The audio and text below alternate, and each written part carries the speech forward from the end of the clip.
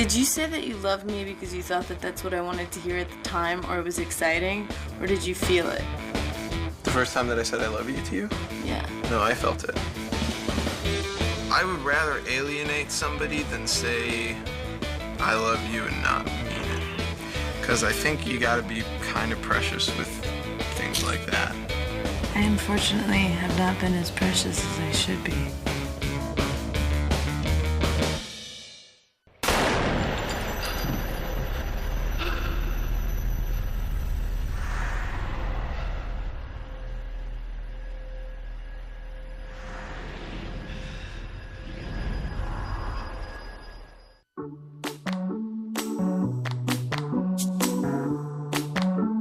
My name is Jeff Baina. I'm the director of Life After Beth, which is premiering in the U.S. Dramatic Competition at Sun.Dance Film Festival in 2014.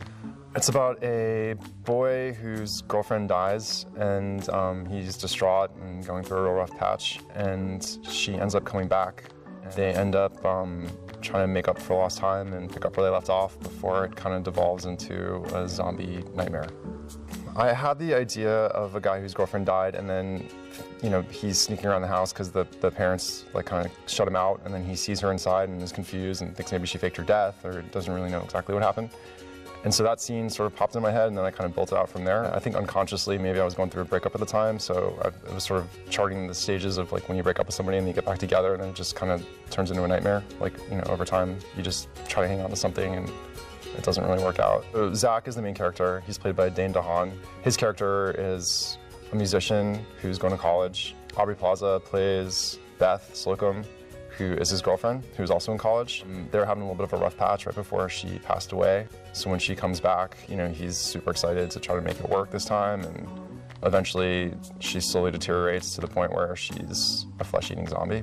My goal is obviously to get into Sundance. That's like what everyone wants to do. I didn't think we would get into dramatic competition, so that was mind-blowing. Yeah, I just hope when, you know, people watch it, they have a really good time, and that maybe it hits them on multiple levels, not just, you know, comedy. She wouldn't put the time in herself to help herself out. She would always put other people first. I'm doing it because I want to give something back to her, because she does so much for me and all the members of the staff. I think she'll scream with delight. It's payback time.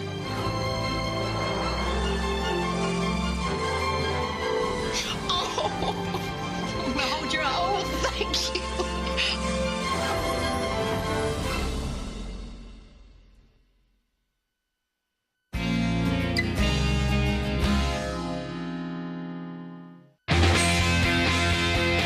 Welcome to the 2014 Sundance Film Festival. Welcome to the 2014 Sundance Film Festival. Welcome to the 2014 Sundance Film Festival. There is no way in the world that Robert Redford could have known that Sundance was going to be this. Sydney Freeland, I'm the writer-director of Drunktown's Finest. Jeff Price, here with a film called Lowdown. My name is Malik Vital. Our film's called Imperial Dreams. I think Sundance is probably, might be, very conceivably is the coolest thing about America. My family has made movies for 60 years. It's come full circle for me. Sundance does such incredible things for independent filmmakers. We're all honored to be a part of this incredible week. I'm happy that the least we've done is provided a safe place, a place where people can be safe to find out who they are and then be who they are. What you bring to the table is your voice, your vision, your point of view about the world you're living in. Tell stories about the truth as you see it. So over 30 years, I think if you looked at all the people who are now working, who came through with our help, that gives me great pleasure. To me, that's more satisfying than anything. What did we learn here? Be daring, be original, be honest, be outrageous, be scrappy, be determined, be undaunted, don't give up. Don't believe that what your voice has to give to the world isn't as great as you feel it is inside you.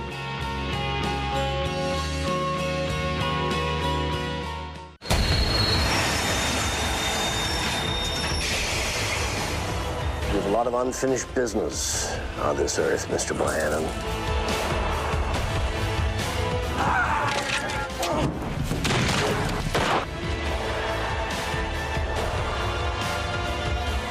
excuse me, I got a train coming up.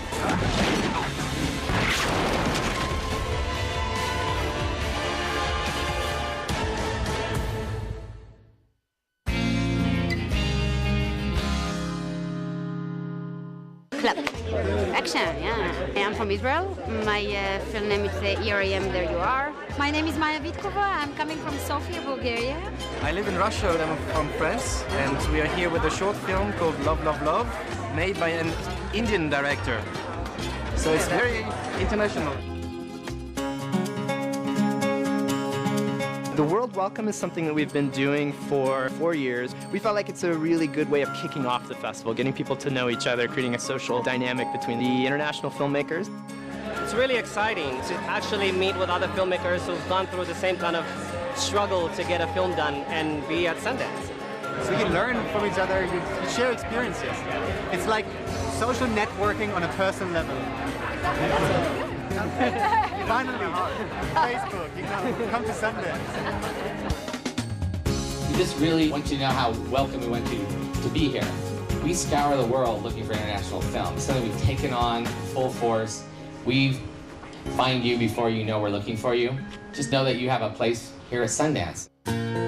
We're so proud of the caliber of work that's in the program this year. We want for the international filmmakers to get the recognition that they deserve. It's such an honor to be here, and the attention I'm getting is just beyond what I could expect. So it's such a great place to launch the film. It takes many festivals to get to know someone, you know. You go to a festival, you meet one, so it's good to have everybody together and, you know, make new friends, so you don't know, one day you end up working with them.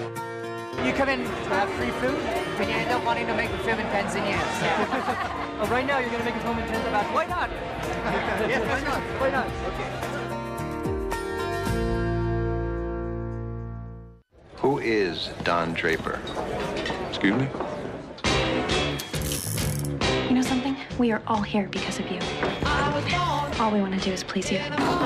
You kill me, you have nothing.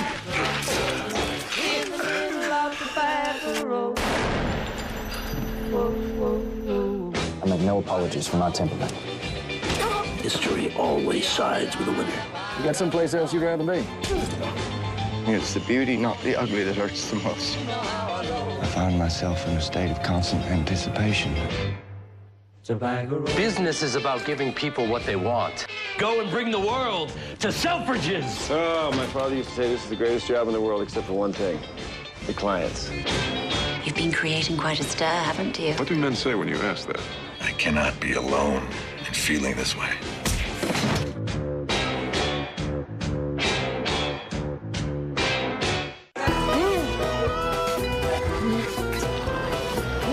I could eat a lot of these.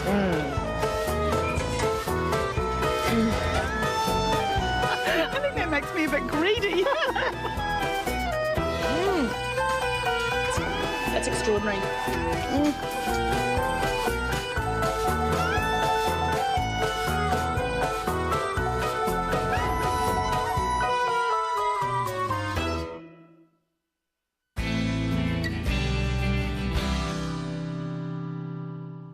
My name is Brian Knappenberger. I'm the writer-director of the documentary The Internet's Own Boy, The Story of Aaron Swartz, which is premiering at Sundance in the U.S. documentary competition. The Internet's Own Boy is the story of Aaron Swartz. Aaron Swartz was a software programmer, internet prodigy, whose fingerprints are pretty much all over the internet. His story really resonated with people far beyond the kind of internet communities in which he was a sort of quasi-celebrity. Because he branched into issues of social justice, he became an incredibly effective political organizer. And the thing that I think so many people found disturbing about his story is the kind of 2-year legal ordeal that ended with his own suicide. My previous film was about hackers and activists, a film about Anonymous called We Are Legion, the story of the hacktivists. This is the darker side of that story, because the year after was really the year of the crackdown. And so we've seen an unprecedented crackdown on whistleblowers, hackers, activists, and even journalists. The internet is no longer the domain of hackers and geeks and programmers. The internet is us. I mean, every single important part of our lives has an internet component to it. And this is completely unique in the human experience. So what does that mean for our civil liberties? What does that mean for who we are? What does that mean for things like NSA surveillance or government surveillance or the Bill of Rights? Are we going to suture those kind of classic, traditional civil liberties that we hold dear? Or are we going to put that into this new world? Are those things going to make this transition with us?